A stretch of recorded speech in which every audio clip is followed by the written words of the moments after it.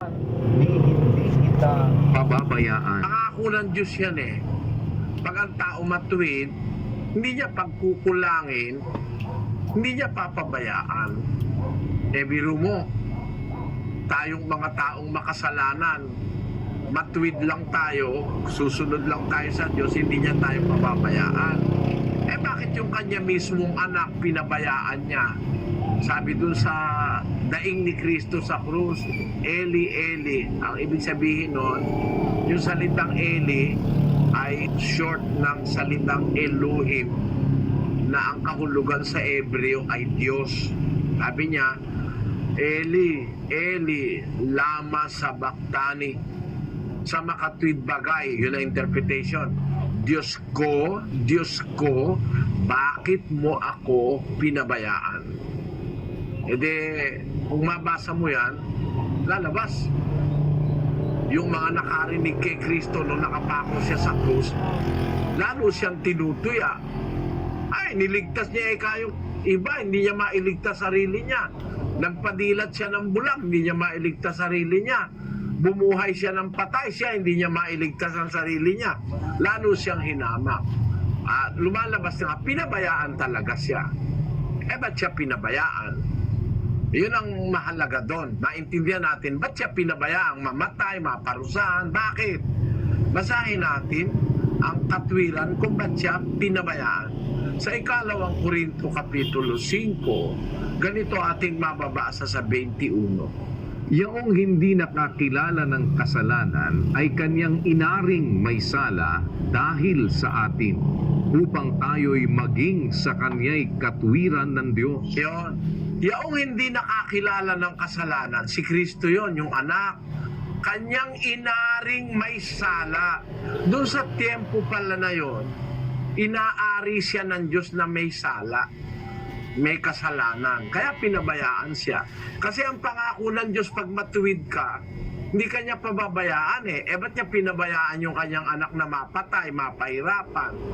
Kasi doon sa oras na yon, siya ay nasa lugar natin. He is representing us, tayong mga tao. Ang nagre-represent sa atin doon sa krus, si Kristo. Na imbis tayo ipako sa krus, siya ang nagpapako para matubos niya ang ating kasalanan. Alam mo kapatid, siguro ang kahulugan ng salitang pantubos. Halimbawa, may nakasanla, nakasanla 100,000. Yung pantubos na pera, yun ang representasyon ng halaga nung tinutubos mong lupa. Si Kristo, pantubos, siya ang tumubos sa ating kasalanan. Kaya yung dapat nating isaper o tiising parusa, kahihiyan, siya ang tumiis nun, siya ang lumagay sa lugar natin. Kaya ang tawag sa kanya, Redeemer manunubos. Redeemer. Instead of us being in the cross, siya ang kumuha ng ating lugar. At dun sa tiempo na yon, pinabayaan siya ng Ama. Bakit? Hindi niya matutubos ang kasalanan natin kundi siya magsasaper ng parusa at mamamatay Yung kamatayan niya, yun ngayon ang tumubos sa atin. Basahin natin ang 2:14 ng Hebreo. Dahil sa mga anak ay mga may bahagi sa laman at dugo, siya na may gayon ding nakabahagi sa mga ito, upang sa pamamagitan ng kamatayan ay kanyang malipol yaong may paghahari sa kamatayan, sa makatwid ay ang diablo. Upang sa pamamagitan ng kamatayan, madaig niya yung may paghahari sa kamatayan, sa makatwid ay ang diablo. Kaya yung kamatayan niya, yun ang tumubos sa atin. Yun ang nagdala ng ating kaligtasan. Instead of us being put to death because of our sins, the Son of God took our place in the cross. Kaya tama lang na nung oras na yon, pinabayaan siya ng Diyos para matubos niya ang ating kasalanan. Intindihan mo po yon, kapatid na Isaac? Opo, maraming salamat po. Kasi ulitin ko, isang pagkakataon para siyang uod. Isang pagkakataon para siyang taong kriminal na binabato para mamatay. Sa krus, finally, Siya ang ating representasyon doon. Dapat tayong mapatay, dapat tayong parusahan dahil sa ating kasalanan, pero para matubos tayo ni Kristo, siya na walang kasalanan ang umako at kumuha ng ating pwesto. Kaya si Kristo dapat sambahin natin eh. Sasambahin natin yon. Unang Pedro 3:15. Kundi inyong sambahin si Kristo na Panginoon sa inyong mga puso. Ang Kristo dapat sambahin eh. Kasi anak siya ng Diyos. Yung Ama dapat sambahin. Yung anak dapat sambahin. Dapat tayong manalangin sa Ama, dapat din tayong manalangin sa anak. Dapat din tayong manalangin sa Espiritu Santo. Kasi yung tinatawag sa Biblia na pagka-Diyos, yung salitang Theos, kasama dun yung Ama, Anak, at Espiritu Santo. Yun ang tinatawag na divinity sa Biblia. Pagka-Diyos. In English, divinity. Tatlong kapangyarihan yan, Ama, Anak, at Espiritu Santo. Dapat sambahin niyang mga yan. Dahil yung tatlong kapangyarihan na yan ang gumaganap ng ating kaligtasan. Mahaba lang ito kung iisa-isahin ko sa'yo, no? Pero sa tanong mo, sino ba dapat sambahin? Dapat sambahin ng Ama. 4:24 ng 1, basahin natin. Ang Diyos ay Espiritu at ang mga sa Kanya'y nagsisisamba ay kinakailangang magsisamba sa Espiritu at sa katotohanan. Ang Ama dapat sambahin. Si Kristo dapat sambahin. Ang Espiritu ng Diyos dapat sambahin. Ayun ang dapat nating makita. Yun ang maikli lang na sagot ko para doon sa ikalawa mong tanong. Hahaba kasing masyado kapatid. Pero sana naunawaan. Salamat sa iyo, sa iyong pagtanong. Makinig ka lang kung ayaw mo mang umanib, Mapatunayan ko lang sa iyo yung baptist, mali yan. Mali yan. Tawag pa lang dyan, mali na eh.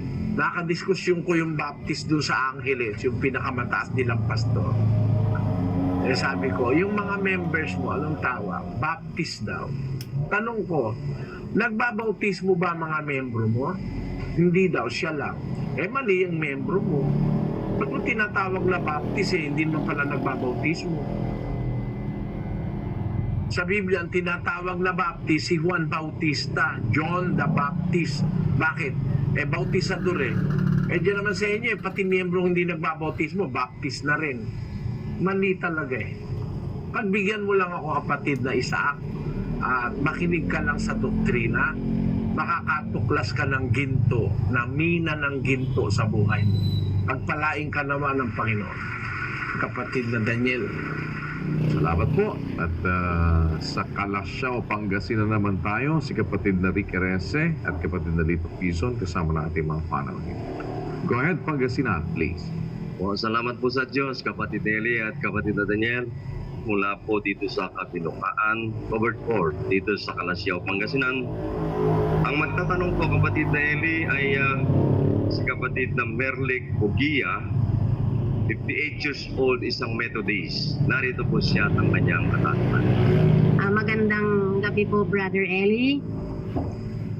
Nagpapasalamat ako sa Diyos dahil masipag kayo na ibahagi ang salita ng Diyos na tinutupad niyo ang utos sa Matthew 28 verse 19 to 20. Ang katanungan ko po dahil gusto kong madagdagan ang kaalaman ko sa Biblia, anong pinagkaiba ng Iglesia ng Diyos at ng ibang relihiyon sa doktrina? Unang tanong ko po at pangalawa, ano ang kalagayan sa aming mga individual na nananampalataya? At ano ang kalagayan ng isang nananampalataya sa Diyos na ang inuuna ay material na bagay dahil maraming pretentious sa pananampalataya sa bibig at sa pisikal na sa Diyos pero sa kanilang attitude, ugali at gawa ay hindi makikita at walang awa at pagmamahal sa kanilang kapwa. Dahil tayo ay kanya-kanyang kaligtasan, saan papunta ang ganitong mga tao na ganitong klase ng pananampalataya na hindi nakikita sa gawa. Dahil sabi sa Biblia na faith without works is dead. Walang pagbago sa kanilang buhay o transformation. Dahil sa kung minsan tayong mga nanampalataya, hindi natin natutupad yung Galatians chapter 5 verse 22 to 20. Ano ang kalagayan ng isang ganitong klaseng pananampalataya? Salamat kapatid na Merly sa iyong pagdalo. Unang-una yung tanong mo, pagkakaiba ng iglesia ng Diyos sa ibang mga relihiyon, sa doktrina, sabi mo. Malaki ang pagkakaiba kasi sa Biblia, kung pag-uusapan natin Biblia, wala namang ibang iglesia sa Biblia kundi ang iglesia ng Diyos eh. Yun ang opisyal na pangalan ng iglesia sa Biblia. 2 Korinto 1:1. Basahin natin kapatid na Daniel. Si Pablo, na apostol ni Kristo Jesus sa pamamagitan ng kalooban ng Diyos, at si Timoteo, na ating kapatid sa iglesia ng Diyos na nasa Korinto, kalakip ng lahat ng mga banal na nasa buong Akaya. Ang iglesia pinangaral ng mga apostol, iglesia ng Diyos. Yun po ang nakasulat sa Biblia. Ang malaking pagkakaiba natin sa mga ibang relihiyon, pangalan pa lang nung ibang relihiyon wala na sa Biblia. Huwag namang magagalit ang kahit na sino. Wala sa Biblia ang iglesia quadrangular. Wala nun. Wala sa Biblia yung Wesleyan Church. Pangalan kasi ni Wesley nakalagay dun sa Wesleyan Church eh. Yan namang isang church, pangalan din ng tao nakalagay, the Lutheran Church. Pangalan ni Martin Luther, kaya Lutheran Church. Mali yan eh. Dapat kasi ang sa Diyos talaga tinatawag sa pangalan ng Diyos. Basahin natin yung nakasulat sa Isaias 43:7. Bawat tinatawag sa aking pangalan at yaong aking nilikha ay sa aking kaluwalhatian. Yaong aking inanyuan, oo, yaong aking ginawa. Yung sa Diyos, yung kanyang inanyuan, yung kanyang ginawa, tinatawag sa kanyang pangalan. Pati yung kanyang bayan, yung kanyang mga tao, yung iglesia, dapat tinatawag sa pangalan ng Diyos yun eh. Basahin natin ang 9:19 ng Daniel. O Panginoon, dinggin mo. O Panginoon, patawarin mo. O Panginoon, iyong pakinggan at gawin. Huwag mong ipagpaliban, alang-alang sa iyong sarili, O Diyos ko, sapagkat ang iyong bayan at ang iyong mga tao ay tinatawag sa iyong pangalan. Yung bayan ng Diyos, yung mga tao ng Diyos, tinatawag sa kanyang pangalan. Kaya yung tao ng Diyos, ang tawag tao ng Diyos, lalaki ng Diyos, man of God o man of God.